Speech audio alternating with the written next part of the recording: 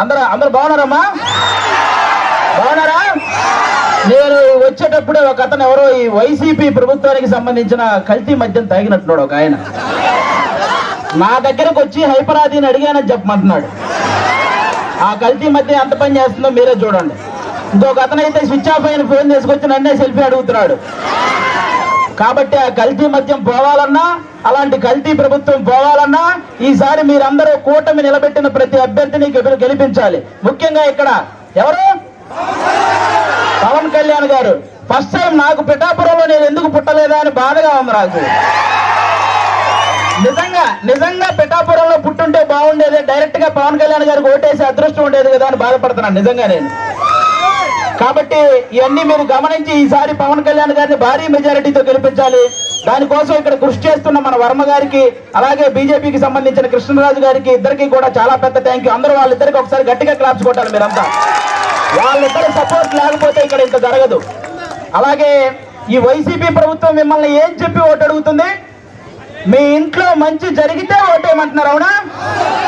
అసలు వాళ్ళ ఇంట్లో మంచి జరగలేదని ఇద్దరు చెల్లెలు రోడ్డు మీద తిరుగుతున్నారు, అవునా కాదా?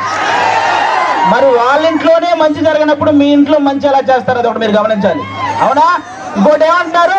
మేము పొద్దున బటన్ నొక్కితే ఆడవాళ్ళ అకౌంట్ లో 10,000 రూపాయలు పడుతున్నాయి అంటారు, అవునా? మరి సాయంత్రం మూతిప్పితే మగవాళ్ళ అకౌంట్ లో నుంచి 30,000 పోతున్నాయి.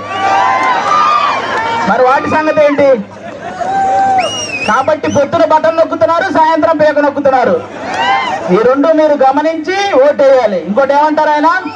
ఫ్యాన్ ఇంట్లో ఉండాలి, సైకిల్ బయట ఉండాలి, గ్లాసు సింక్ లో ఉండాలి అన్నారు, అవునా? కానీ ఫ్యాన్ ఎంతలో ఉండాలి?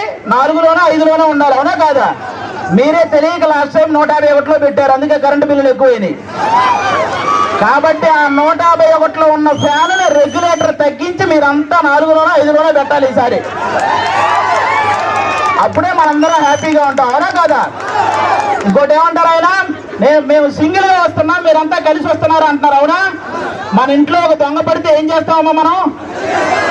ఒక 3-4 కలిసి తరిమి కొడతామా లేదా?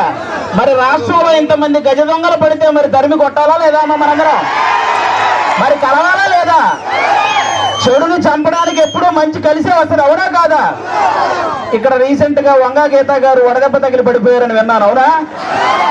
కానీ 5 సంవత్సరాల నుంచి మనకి ఎన్ని దెబ్బలు తగిలినాయమ్మా? వడదెబ్బల కంటే పెద్ద దెబ్బలు తగిలినాయి. మీరు ఆలోచించాలి, ఈ రాబోయే 10 రోజుల్లో 151 మందికి ఎక్కడొకక్కడ వడదెబ్బ తగిలి పడిపోతూనే ఉంటారు. ఆ డ్రామాలు నమ్మకండి, ఎందుకంటే ఆ డ్రామాలకు మా శ్రీదేవి డ్రామా కంపెనీలో కూడా ఇన్ని డ్రామాలు చూడాలి. కాబట్టి ఇవన్నీ మీరు గమనించి ఈసారి గాజు గ్లాసు గుర్తు మీద ఓటేయాలి. వన్స్ బూత్ లోకి వెళ్ళిన తర్వాత 2 గాజు గ్లాసు మీద గుర్తితే ఫ్యాన్ ఎగిరిపోవాలి, అవునా? ఇది గుర్తు పెట్టుకుని అందరూ ఓటేయాలని కోరుకుంటున్నాం. జై జనసేన.